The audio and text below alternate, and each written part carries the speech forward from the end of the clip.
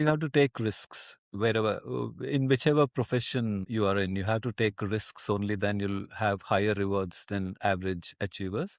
Which is important for everybody is to constantly reinvent yourself. It's important because your life is so short, and if you sort of get into one single stereotypical pattern throughout, they will be boring to yourself. Welcome to Stories with Saachi. Today we have a very special guest, a man who's worn many hats, many exceptional hats at that, from leading India's prestigious Special Securities Force, NSG, as a senior IPS officer, to expressing his experiences and reflections through writing, and now through farming, experiencing a new chapter in his life. M.A. Ganapathy's journey is one of purpose, reinvention, and lifelong curiosity. Welcome to the show. Thank you for being here. Thank you very much for having me. Lovely. So let's just go back to your early years, your childhood specifically. So you grew up in Coorg, which is this lovely, quaint hill station in the southern state of Karnataka. And I have been there once and I quite enjoyed my time there. So you were always surrounded by nature, and your grandfather was a forester as well. So how have these early experiences shaped your outlook on life and perhaps the natural world? Well, I think I've become a creature of landscapes, actually. So I was fortunate enough to be born in the real heart of Western Ghats, and it's shaped my outlook towards life in general as such. What's happened is I'm the happiest in a beautiful landscape, and I mean, on a lighter note, cityscapes give me a slight headache, although it's offset by the life opportunities it provides. So, as you said, much of my interest in wildlife and nature was also sparked by the stories my grandfather used to tell me. He was a forest officer. He was a ranger, in fact, who served in really remote corners of South India. So when I was small, he had already retired, but he used to recount those wonderful stories of gorgeous places, thrilling encounters with tigers, elephants, and all that. So those were sort of formative years, and it in many ways got imprinted in my psyche. And whenever I moved out of Coorg, when I think I was after school, so always I used to look for beautiful landscapes and used to feel happy there. And if the landscape is a little dull and uninteresting, I used to feel slightly sort of put off. So that's how it's shaped my sort of psyche, I can say. And I think through your journey, or at least your policing career, you've been lucky to spend time in some of India's most remote corners and perhaps had firsthand wildlife experiences over there. And even now in Coorg, since you're back to farming, is there anything that comes to mind, something unforgettable, some face-to-face moment, or does that keep happening on the farm? So I carried this interest, I mean, as I said, from my childhood. And I was fortunate enough in the sense that when I got into police service, I got Uttar Pradesh cadre. So my first thought was this is where those days Corbett National Park was there. Now it's Uttarakhand. So I always sort of, that kept me going actually. Initially, I was a little disappointed that I had to go so far away.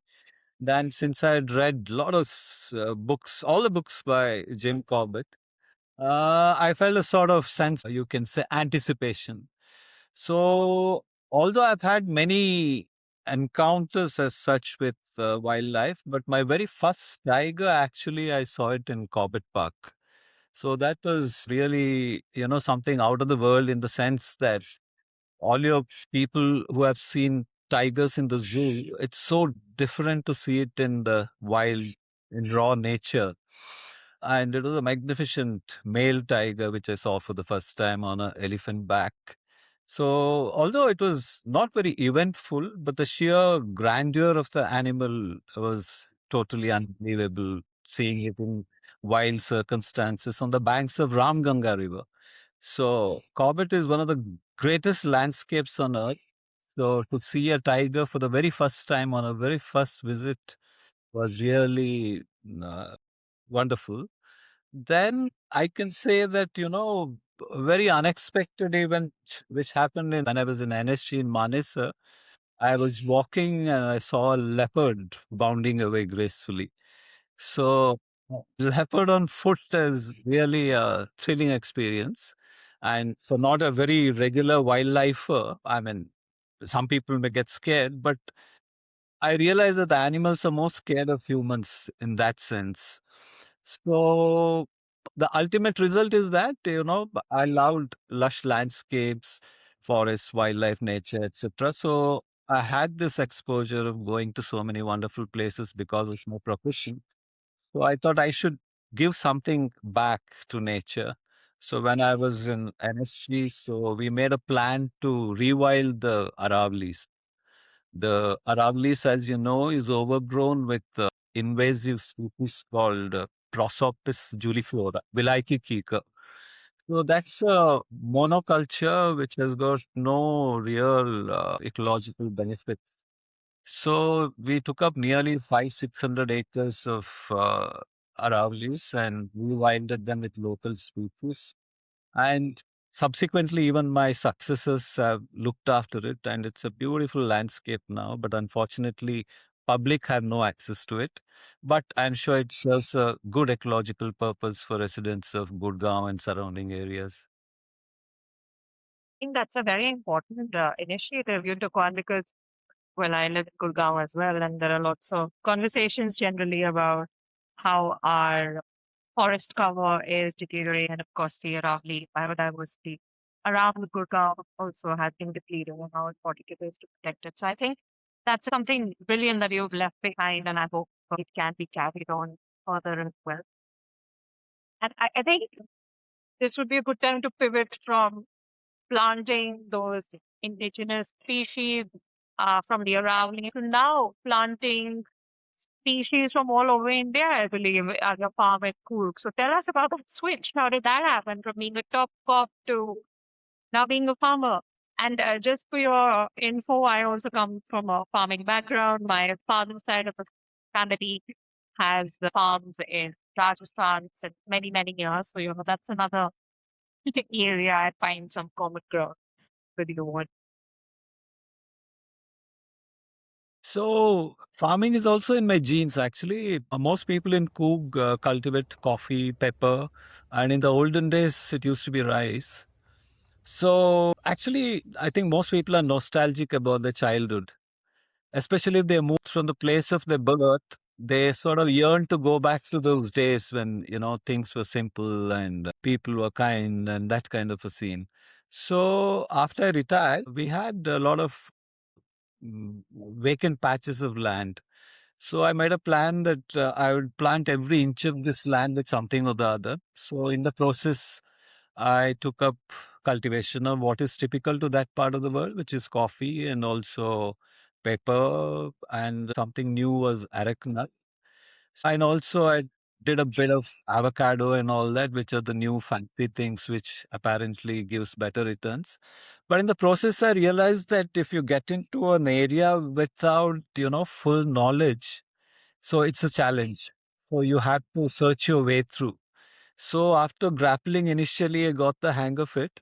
But agriculture is extremely challenging. I think it's more challenging than police profession, in the sense there are so many adversities. So, for example, the input costs are very high, and the costs you get for the produce, the price you get is almost like static. And also, you have these unpredictable weather events and pest infestations. And a new challenge is wild animals in Coorg, especially elephant herds, which come and destroy your, especially any tree which is standing, sometimes, unintentionally, also sometimes intentionally. So they destroy it. And especially, you can't grow any crops like rice and all that anymore because one fine knives, they'll come and destroy and the entire crop and you're left with nothing. So all these are challenges, but it has its own rewards in the sense that it's deeply satisfying. Working the land is somewhere deeply satisfying. And in spite of all the adversities, I think nature has some very peculiar way of rewarding your good intentions. Ultimately, things fall into place and, you get that satisfaction of seeing something being produced What's right in your front of favorite you. fruit or vegetable you've grown so far, or that you're proud of? No, the vegetables I don't grow, but coffee we have, some old parts of the estate is still productive. So we have that. We have pepper, and the new crop is avocado, which is still coming up, and areca nut, which has just started yielding. So last 2 years was basically spent on filling up all the vacant places in the land, and more or less I've succeeded. By the way, I have moved out and now taken up another corporate job. So that part, I juggle the two together, which is a little difficult. But you do need, flow of cash to ensure that your agriculture is in place, actually. So, by the way, since you mentioned avocados, that was also a dream of mine. At some point in time, long before avocados became so popular, I was thinking of having my own little plantation of avocados. Never got around to it, but I'm glad that you, of course, have that as part of the crop that you're growing. I don't know Tell whether us about I the don't know whether switch. it'll grow in north. I was going to probably take up some land in the south somewhere. That was the plan, which Okay. was maybe so just tell us about the switch. So you said, from farming, now you're back in the corporate world. In fact, that's where you are right now. So how is this? How do you keep reinventing yourself, or what does every new chapter in your life, whether it's being a police officer or a farmer and now a corporate professional, what have all of these different hats that you worn taught you? And is there any tips you can share with people who might be contemplating a major shift or change in their own lives? How does one do it? So I'm a restless person by nature, actually. So if I'm not doing anything, I feel, Me too. really slightly depressed, actually. So, but then having said that, on a serious note, if you want to switch any kind of career or get into new areas, one thing I've realized is you need to really know your craft in depth. I mean, whether it's policing or farming or even writing a book or any new switches you make in life, you need to get into the nitty gritties and find out the details and also have deep knowledge, otherwise you can't do justice to it. So why I've changed so many avatars is basically because as I said, I'm restless by nature, but also when I set upon something, I give it everything I have. So if I'm sort of focused on farming, I give it my 100%. So if I was into policing and I gave my 100% into the profession. So what drives me is basically the fact that, you need to change according to phases in your life. Actually, that's what I feel, that human being has a productive life of maybe 75 years. Thereafter, I think the deterioration starts, and each phase of life is different. In the beginning, you get into a profession, and that's a whole different kind of a world, especially if you're in the government. And then once you have done that, I think the perspective also changes. As you grow older, your perspective towards life changes and you have to make those adjustments. So now I'm working for a corporate group. So I mean, I find it extremely interesting in the sense that mostly there are young people here with a lot of energy. So like Lord Voldemort of Harry Potter, I sort of suck their energy and regenerate myself in a positive sense. So it's very interesting. You have a lot of energy yourself as well. Could give any youngster a run for their money. Definitely. Yeah. So energy, yeah, I mean, I have that kind of energy and drive, but I find that young people are much more driven, and compared to my generation, they are always on the move to some extent. Gen Z, especially, I think they're always in a hurry. So there are many things you can learn from them. Actually, like my generation was always worried about the future, like you have to save and you have to build up your financial stability and stuff like that.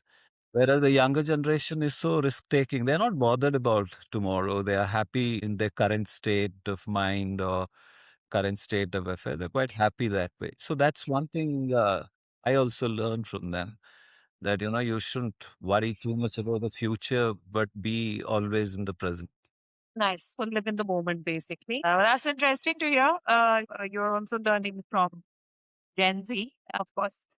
There are different set of people, I would say. I'm a millennial myself, but yeah, quite a slightly bunch of people. Um, Throughout your career and the way you've moved on from one goal or one chapter in your life to another, you've managed large, complex organizations, handled crises at a national level. And now, of course, you're a corporate professional, and I'm sure there are all sorts of issues that rise from time to time. And as a farmer, you have to be patient. And like you said, there are external factors at play. But overall, how does one keep it together as a leader? Is there any timeless leadership lesson across all of the phases of your life which you feel that is something that people should imbibe, people looking for success or moving ahead in life? Yeah, as I said, you can only lead if you have a very good idea of what you're doing in any profession. As I said earlier, you need that in-depth knowledge of what you're doing in any profession. Once you have that, Of a you subject, need basically. to have, yeah, of the subject. So once you have that, then it's the emotional connect you develop with your people around you. That's very important. I think emotional quotient is one of the most underrated, at the same time, most important aspects of leadership. And apart from that, you also need to be forward looking. I mean, you can't, if you're a leader, you can't stay in the present. You have to think of years ahead, months ahead, the medium term, the long term. You should, visualize what's going to happen and also plan for it. And then lastly, you need to take risks. It's important that leaders take risks. So risks brings rewards, whereas a very sort of static, status quoist approach never brings rewards in any area of life. So risk taking is extremely important. But then leadership also takes a toll on you. To lead is not easy, it draws blood. You also become unpopular if you rise in any profession. So that's the downside of leadership. You can be a very sort of a mediocre person and still reach somewhere. Whereas if you're a leader and you sort of really aspire to lead and reach greater heights, the positive side also comes with some downsides, in the sense that you may not be very popular and people even sort of may not always uh, admire you in that sense. So it comes with some downsides, but it's worth the effort. Otherwise, any profession without leadership, will be a very dull kind of a situation, and you can't excel. Right. And these days, our world is in quite a lot of distress, and we see many world leaders from different parts of the world, of course, some more prominent than the other, making certain decisions that people like us to question. So I think that's where the unpopularity part of it comes through. But what's your take in terms of leadership being applied by world leaders, without naming anyone, of course? But do you think we are I moving in the right direction? I just mean from a leadership point of view, not from a world. So leadership comes in all shades and hues, isn't it?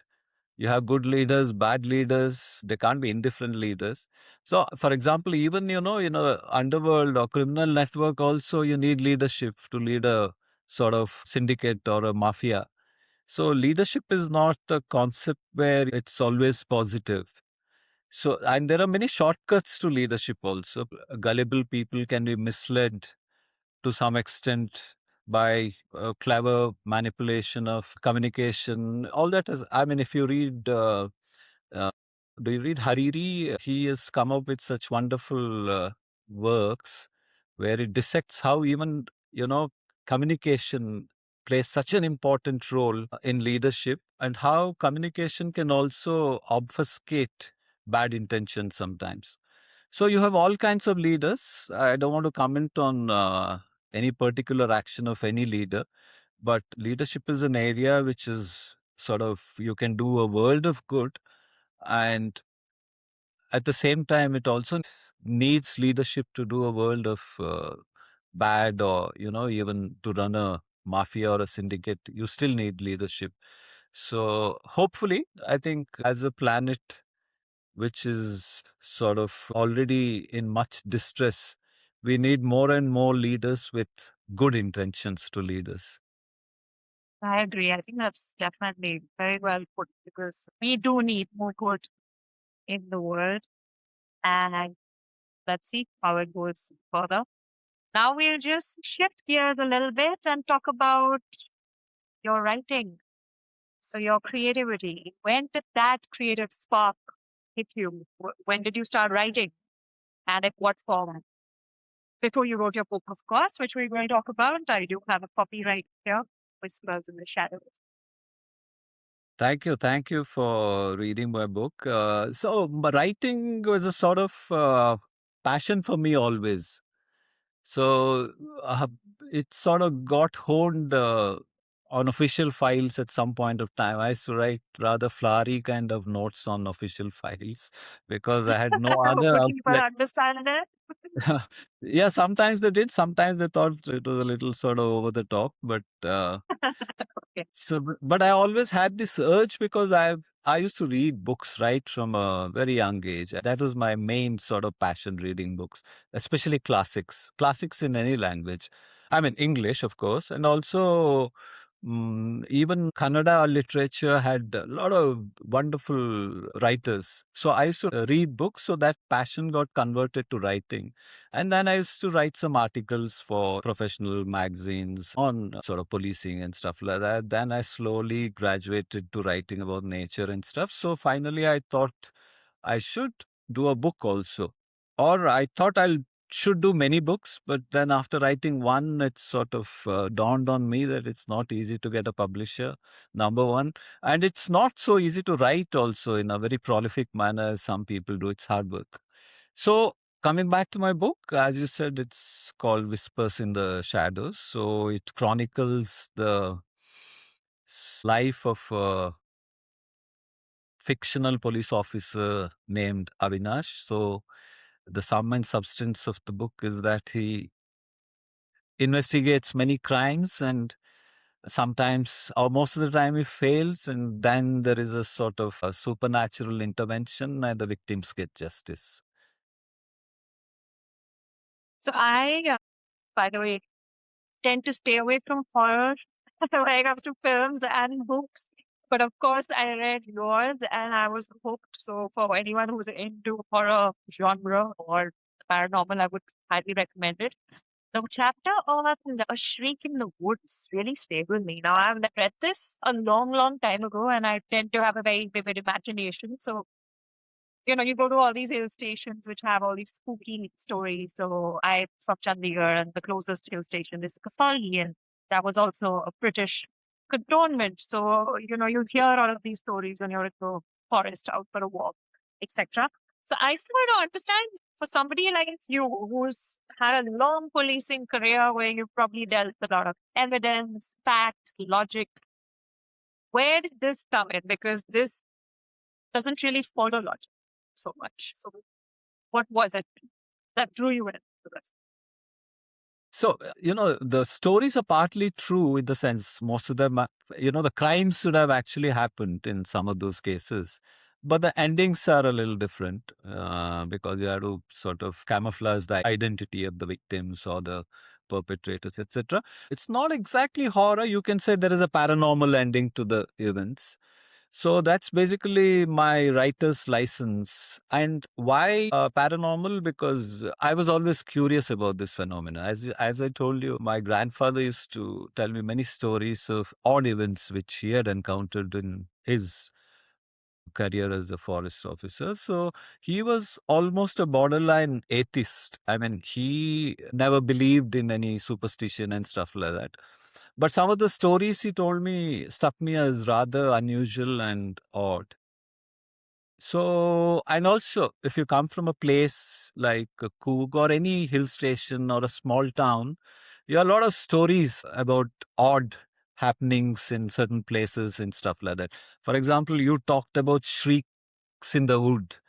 Shrieks in the wood is the first story. Yeah. So, yeah, so there is a belief in our part of the world, in Coorg, that in certain forests, there are certain spirits who reside. And they're generally good spirits, but they have their own domain there and do certain things. And in a sense, they protect the forest also. In a sense, they scare people also. So these are based on some belief systems. And similarly, there are other stories based in different parts of India. For example, some are based in UP and some are in Uttarakhand. So these are stories one hears from, sometimes from the subordinates. Most police officers are quite superstitious, especially those who man the police stations. They have some quaint kind of belief system. So quite often we fail to solve a crime, for example. It becomes a challenge. And then I've seen many, policemen going and seeking help of astrologers, or not exactly astrologers, you can say. Deities, I think, Yeah, yeah, or mediums. yeah, some kind of witch doctors, you can say, and I mean, in a loose sense. So, not that it ever worked. I mean, I'm quite so sort of don't really. I'm not a superstitious person, but I thought, as a writer, you should make it interesting for the reader. Number one, and also give them some sense of wonderment that there can be a possibility that life is not so simple as we see it. There are things which we don't comprehend, things which are beyond our understanding. So, number one, to make the stories more interesting. Number two, the stories I'd heard. And number three, to give them a sense of wonder, I've incorporated real life situations with some kind of paranormal endings. Did you ever have any encounter? Something I'll, like this? I'll, I'll reserve that sort of comment because It could then be even at your farm and cool. That's fine because I've had plenty of paranormal experiences, which is why I tend to stay away from all of this. But this was your book and I had to read it. So I did. Was brave so, enough to do that. But so yeah, there's lots of yeah, spirits everywhere. apparently, paranormal events happen to only those people who really believe in it. Sorry, So, who lives? those who really believe in it, paranormal events happen to only those people who really believe in it. If you're a total non-believer, apparently it doesn't happen to you. So that's how it works. Well, I would say then we're the lucky ones or the unlucky ones, however you want to say it. Is there any case from your police career where something that just stands out without obviously going into details about it, but that you were unable to solve when there was no rational reason for it, which probably also led you to discover this side in your writing? Yeah, it happens. It happens with every police officer. There are certain cases which you can't solve at all, however hard you try. So sometimes you do solve and still the perpetrator gets away.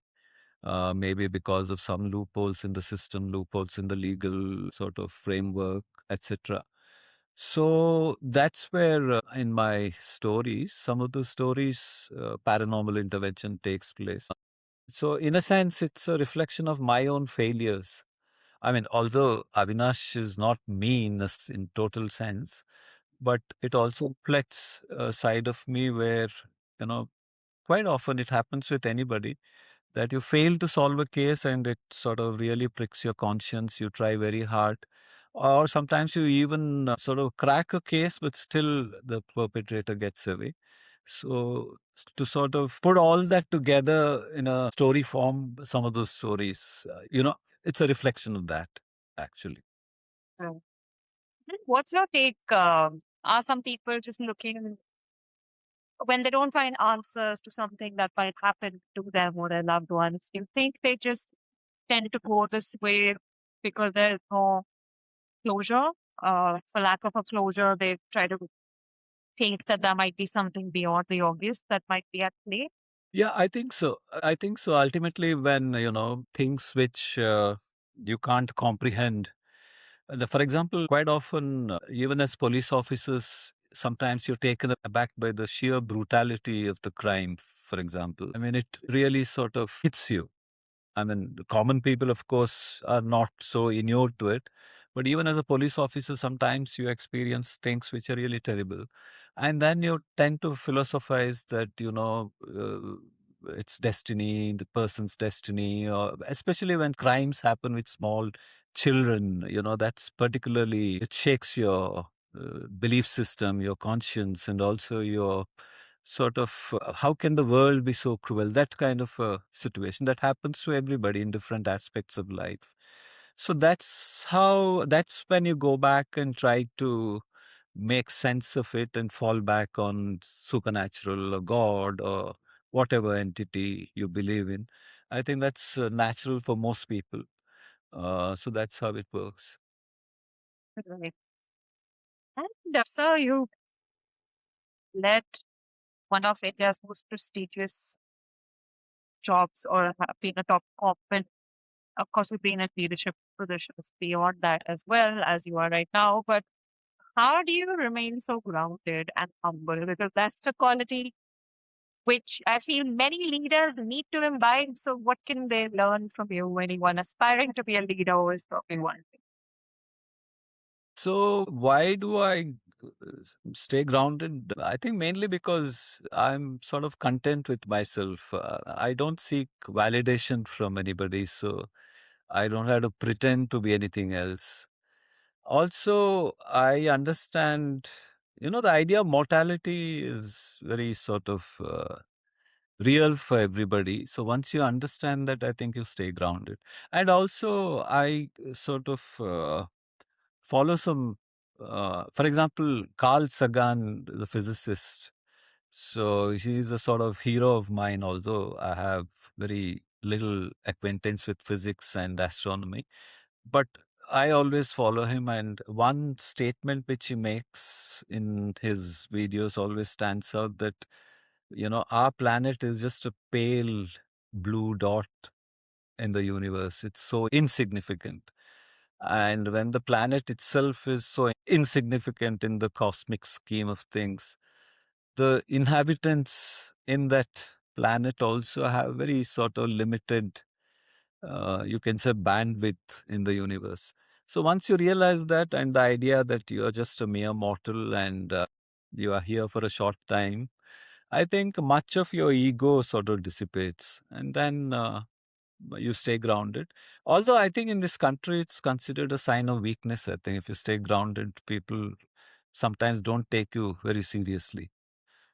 I feel that as well because in my professional life as well, of course, I am a leader, but I do tend to remain grounded. Like you said, I resonate with that completely because it's all fleeting, right? Where we are today, God knows where we are tomorrow. Let's just do the best, try to encourage people and inspire our stories and your story as well. But yes, you're right. I think in a country like ours, it is looked down upon. So you have to, show your fiery side. So we're going to just do a few quick questions. These are supposed to be short answers, maybe a few words or up to a sentence.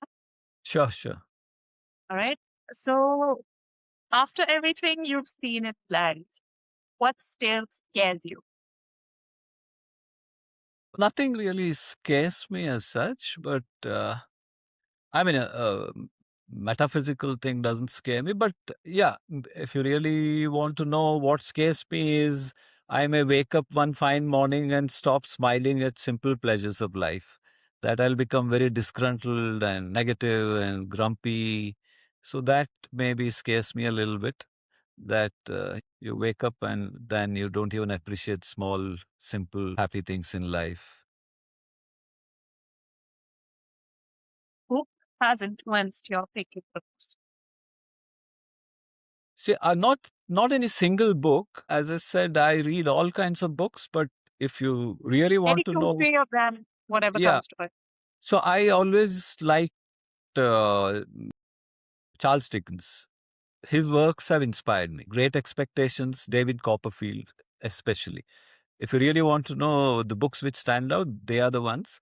But otherwise, I read like Russian classics also. Tolstoy, War and Peace was an epic book. Uh, I like even modern writers also. Anybody who writes well, I'm deeply inspired. So I sort of collect ideas and thoughts from all books and try to keep it in my mind. And if a single book you want to know, it's Great Expectations.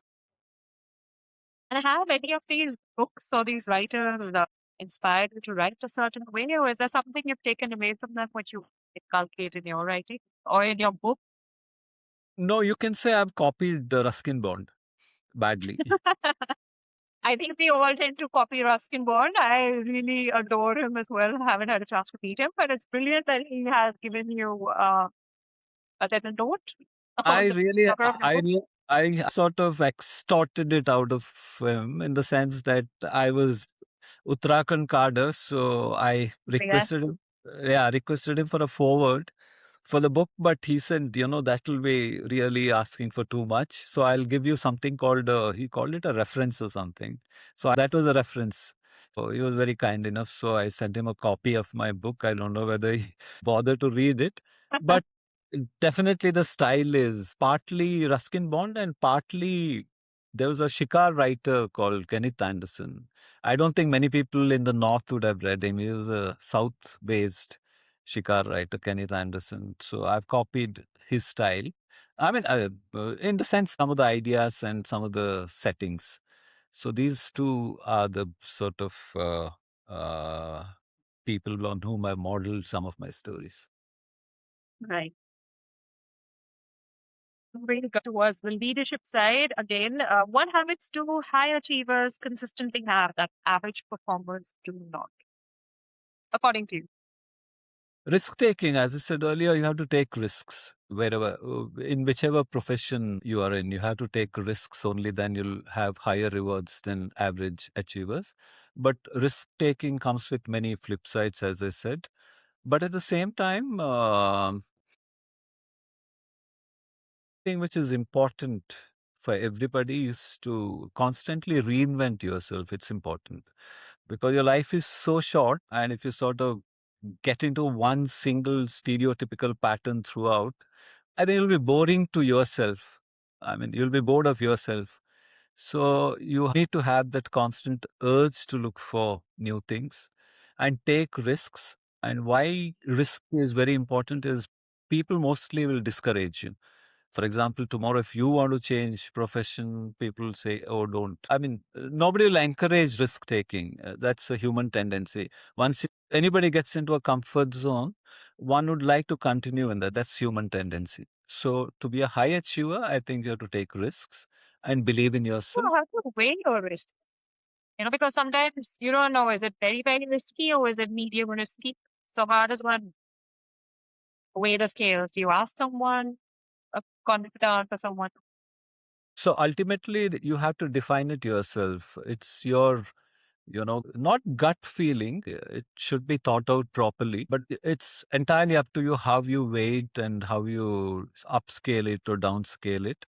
But if you're made up your mind that, change is the essence of life, then sort of experience life in its full sort of potential, you do need to reinvent yourself at least twice or thrice in your lifespan. So that will make you an interesting person. And that's my sort of conclusion overall. Is there a life lesson which you feel you learned too late? As I said, I really I have no regrets, or I'm a fairly contented person, but Could I have done better? Yes, maybe. So what did I miss out on? I'm sort of a little unfiltered actually in all my dealings. So in both garment setup as well as in a sort of even a corporate setup, any setup, any relationship, you need to mask your feelings. You need to not speak your mind. You're thinking something, but you're saying something else. So I think if you really want to be successful in any area, at least till the age of 60 or something, don't speak your mind. So if I have to sort of go back 25 years ago, so I'll filter my thoughts and not speak my mind. Although it has worked for me. I mean, I can't say that, because I spoke my mind or is unfiltered, I've done badly. So, but that's one area where I'd sort of work on to conceal or mask my thoughts and not speak Well, it to that's the probably person. what you would tell your, I don't know, 25-year-old self. Yeah. Well, that was a very enlightening conversation. Thank you so much for your time. I think there's lots for people to learn from everything that you shared about your career, your personal interests, creativity, and of course, leadership lessons along the way, which we all need to apply some facet or the other. And I really look forward to your next book. Are you working on something so far? Only in my mind. So, as I said, writing a book is really hard work right now. So, I'm a little busy with work also. So, but that's definitely in my mind. Maybe after a couple of years, it'll be an entirely different genre, hopefully. All right, we shall look forward to that. And thank you once again. Thank you so much. Thank you for having me. Thank you.